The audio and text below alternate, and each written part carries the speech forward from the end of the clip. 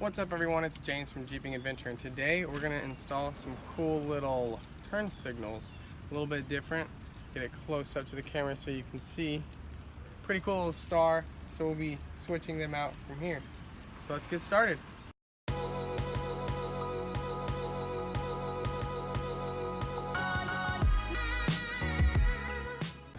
Alright, so the first step is going to be taking the bulbs out.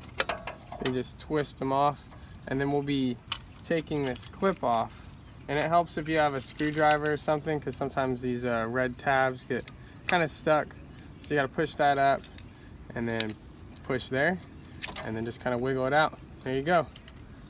It's free. Alright, so the next step is going to be taking the actual turn signal out. There's two little tabs, one right here and then one back here. It's kind of harder to get to the back one, but you just kind of have to push in and then push out. So you do that and the turn signal will come out. So putting the new one in is as simple as making sure when you slide it in that these tabs will line up.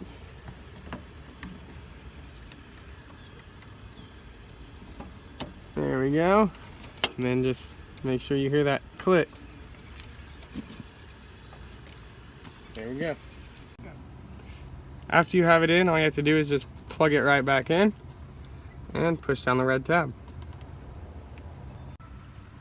So that's what the blinking looks like before, and this is what it'll look like after you're done. Alright, so we got this first side installed over there. We're going to go ahead and knock this one out.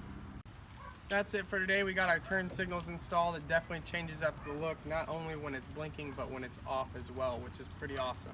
But make sure you give the video a thumbs up, and if you're not subscribed, hit that subscribe button. Also, click in the description of the video and make sure you click on the link to my wife's page, subscribe to that so you can follow our trip down to Texas that should be coming up here shortly. That's it for today, and keep the adventure going.